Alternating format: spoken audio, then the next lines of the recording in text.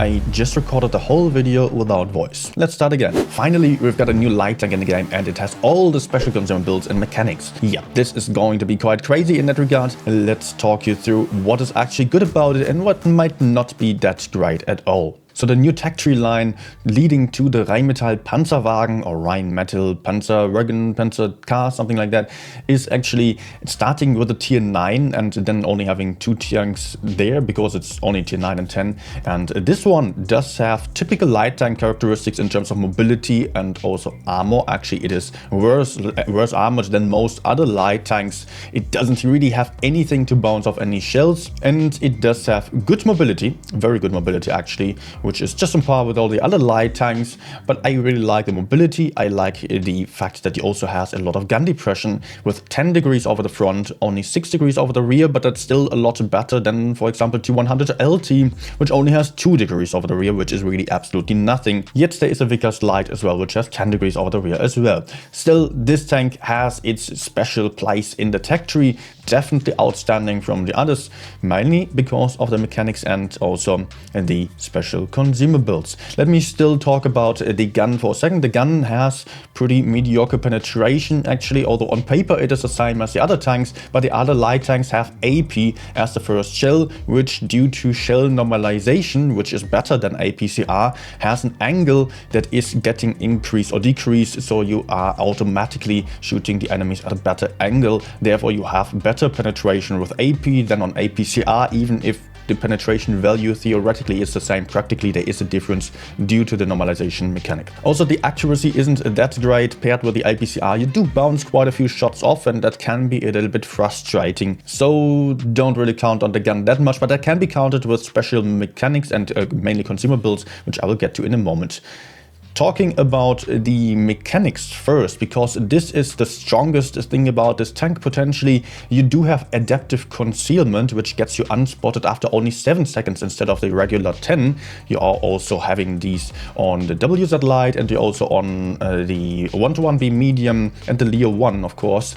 That is very helpful. Also, you do see a red eye icon above the enemy once they see you, as long as they are spotted, so you immediately know when you are being spotted, when the enemy sees you. This can be very helpful for shooting the enemies and farming the enemies at a distance, because you are able to just stay out of danger, actually out of trouble. You don't have to get shot because you know when you are safe and when you are not. For farming, unfortunately, you don't have enough DPM. The other light tanks are simply better there in that regard. And then we also have another special mechanic, and that's the tracer shell mechanic that we know from the T100 LT or the Object 907. The tracer shells mean that you only have to hit, not even penetrate the enemies, and the enemy will remain spotted for 20 seconds, which is super strong for just farming them at a distance, and you can just basically keep them spotted forever until they move into cover. And paired with the adaptive concealment, it means that you are having the enemy spotted for 13 seconds longer than you are spotted, which will allow you to shoot the enemy safely a lot more often then. Moving on to the consumables, here on this tank we really get everything that is possible on single shot tanks. We've got reactive armor, we've got the reticle calibration, we've got the special speed boost, and also we have the tungsten rounds. And of course we do have adrenaline and a standard speed boost as well, but I would rather not go for them. If you want to go for one or the other thing, that is just very personally up to you. You can go for whatever you feel like, but I would have my recommendations as well there. I think that actually the mobility is already very strong, so using the special speed boost isn't granting you that much of a benefit to that, because you can already run away and circle enemies without any major problem. If you are playing a light tank, you don't want to have, or you don't want to get shot at all, so I would not go for reactive armor, because I never intend to take shots on tanks that don't have a lot of armor, because always my approach is to rather bounce off shells or avoid taking shots, and only when the enemy is pushing me or I want to push in, then I would go for reactive armor on some other tanks. But with a light tank, I really don't want to waste my hit points. I don't have that many. I don't want to intend tend to take shots, and therefore reactive armor will be quite useless because most shots I take are rather unintentional unless some autoloader is rushing me, but that is really not happening all that often, and it is a mistake if I allow the autoloader to rush me because I'm faster than most enemies. So we've got the tungsten rounds, the adrenaline, and also reticle calibration left. I think the adrenaline is a nice consumable, but it doesn't necessarily grant you a benefit if you are not able to shoot the enemies multiple times in a row, because you don't really know if that slightly faster reload time is actually granting you the chance to get in some more shots, to avoid some shots to take, and therefore it doesn't really minimize RNG or so, and it doesn't really have much of an impact. It also increases module damage for 15%, but that is really neglectable in my opinion. So my preference there is to go for the tungsten rounds, which increase your damage by 15% on average, or 105 to 125% of the average damage to deal then, and that makes sure that you do not low roll if you want to go for some kill shots, for example, or if you want to farm some more damage. Then tungsten rounds, even if you only have the chance to put in one shot, which isn't ideal for using 20 seconds of a special consumable, but still it is going to be a benefit then to this one shot only in terms of a slightly increased damage output. And then also reticle calibration definitely helps with putting in reliable damage. Also that increases the damage output. So my preference here is also to go for the reticle calibration. So I will go for reticle calibration and tungsten rounds on the Rheinmetall Panzerwagen. Lastly, this tank also has the special provisions which increase your hit points with the enhanced sandbag armor. The standard sandbag armor isn't that useful, to be honest, only 3%, while the other one gets you 6%. You don't want to miss out on the other provisions like the typical fuel or the typical engine power boost, and also the 10% to the crew mastery. Both of those are more helpful than a few more hit points. So enhanced sandbag armor increasing your hit points to roughly 2k then. So who's this tank for? Rather for the experienced players, of course, because lightly armored tanks are not easy to play, and for you to have an impact you need to farm the damage and need to put your gun into the right places without getting out-traded by the enemies, which isn't all that easy to do. But fast tanks are obviously always fun. And for the playstyle, I recommend you to spot early, just copy some spotting positions from either me or other streamers, and then try to also run around the map. You want to spot early and then be safe. If you don't know the spotting spots, then don't go aggressive at the start. Try to avoid risks. That is your main priority. Focus on surviving. Try to flank around. Try to put in damage into the enemies from various different angles that they are not expecting to get shot from. Try to move to the sides of the map. Try to move behind the enemies. Shoot them wherever you can and try to keep a safe distance towards them.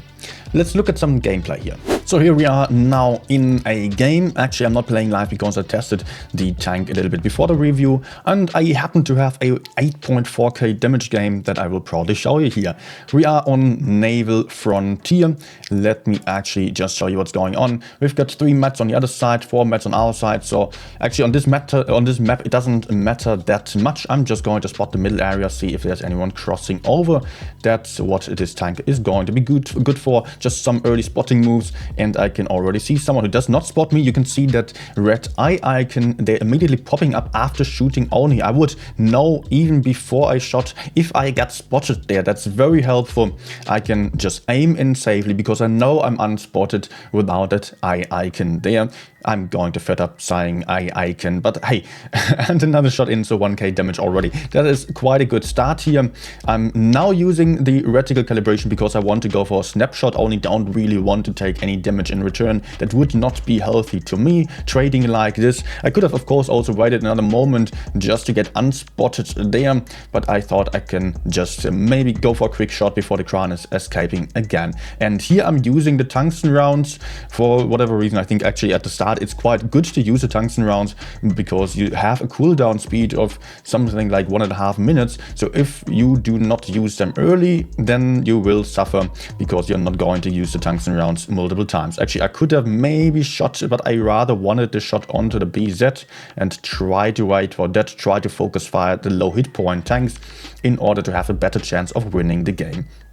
So far so good. I took a bit of damage in return here, 800 damage, but I put out 2.6k. It's not that great of a trade, but it's alright, it's alright. I put on my 2k, 2.8k damage by now, was also setting the enemy on fire and could nicely crossfire as well. Kran is down, the BZ is also down, but we also lost some tanks somewhere on the map here, especially on the left side. So I'm a little bit confused what to do now, thinking about maybe moving in front of the mouse here, but then noticing, okay, actually my left side is under pressure, so I rather want to help out over there, trying to put out some shots as my right side isn't really making any significant progress, and pushing a full life mouse is just not going to lead to successes all that soon. So I rather help out over here. In the best case I would shoot the mediums. Unfortunately I'm not really having any shots, and I don't want to move into the fight anymore because it already feels like it wasn't really any advantage to us anymore. We are down another tank here, so we are 3 versus 5 right now, and I think, okay, actually my rear also died. I have to run away, otherwise I have some tanks in my back just going to push me there. So I just try to run away again, just keeping the turret faced at the enemies, because it allows me to diminish the chances of getting shot. And I want to move into safety. I am thinking about maybe going for the hill again, or just running away towards base A to crossfire, as my teammate in the middle is maybe getting pushed onto. Here I'm not using my repair kit because I only have one, unfortunately, and I don't want to waste it for something like that, where I could just wait it out for another moment. It's not perfect, but hey, here we are, 2 versus 3 and a full life mouse against us still.